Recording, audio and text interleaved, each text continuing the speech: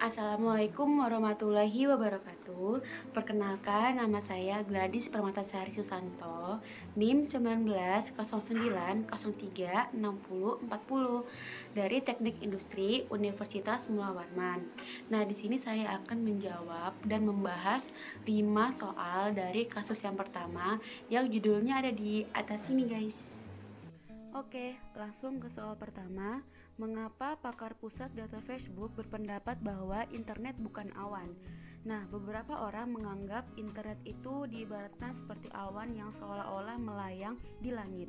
Namun, bukan itu yang menjadi sebuah fisik dari internet, tetapi melalui banyak kabel yang saling berhubungan di seluruh dunia.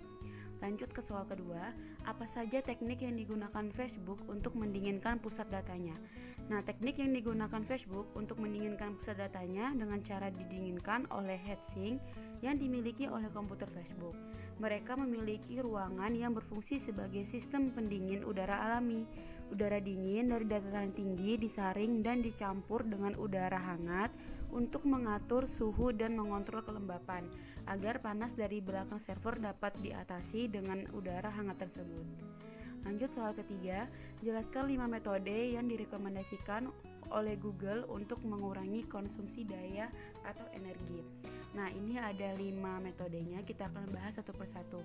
Next, metode yang pertama ada mengatur PUE atau mengukur efektivitas penggunaan daya. Menurut Kelvin Dolder, langkah pertama dalam mengelola efisiensi pusat atau bisa disebut juga efektivitas penggunaan data itu harus sudah memiliki instrumentasi untuk mengukur PUE. PUE adalah rasio total energi fasilitas untuk energi peralatan yang menggunakan pusat data. Lanjut ke metode kedua, manage airflow atau mengatur aliran udara. Hal terpenting di sini adalah menghilangkan pencampuran udara, panas dan dingin. Satu hal yang ditemukan sangat berguna di Google yaitu CFD untuk melihat titik panas dan aliran udara akan diarahkan ke pusat data. Lanjut ke metode ketiga, ada adjust thermostat atau menyesuaikan suhu berdasarkan sumber tersebut yang merekomendasikan untuk menjalankan peralatan hingga ke suhu 80 derajat Fahrenheit, dan Google menggunakan sistem tersebut untuk menjalankan peralatan dengan kapasitas 200 kW pada suhu 70 derajat sampai 80 derajat Fahrenheit. Sistem ini dapat menghemat energi dari ribuan dolar per tahunnya. Untuk metode keempat ada utilize free cooling atau memanfaatkan pendinginan gratis. Nah, di metode ini memanfaatkan pendingin alami yang didapatkan dari cuaca.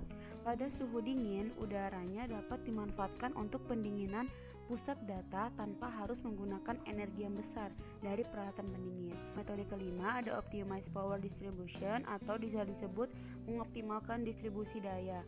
Menurut Tracy, di pusat data ada banyak tahapan konversi di sana. Dengan meminimalkan tahapan konversi tersebut dapat menghemat uang, menghemat energi, dan juga membuat tahapan konversi menjadi lebih efisien. Lanjut ke soal keempat. Berdasarkan video Google, berapa banyak dari gas rumah kaca global yang dihasilkan dari komputasi? Nah, ini ada 4 gambar. Untuk gambar yang pertama itu untuk mencetakkan segala sesuatunya dalam perspektif seluruh sektor TIK yang mencakup telepon seluler, komputer, monitor, dan menara telepon seluler mewakili kira-kira 2% emisi gas rumah kaca global. Di pusat data yang bertanggung jawab sekitar 15% atau 0,3% dari global emisi greenhouse. Lanjut ke soal kelima, apa saja keuntungan menggunakan teknologi pendingin air Triton dari Dell?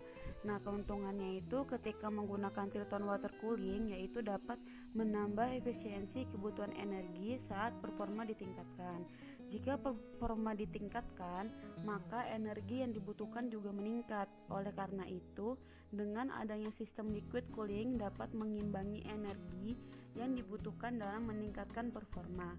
Selain itu, Triton water cooling juga dapat meningkatkan kapasitas dan efisiensi dari sistem thermal dengan cara menutup celah dari sumber panas yang ada.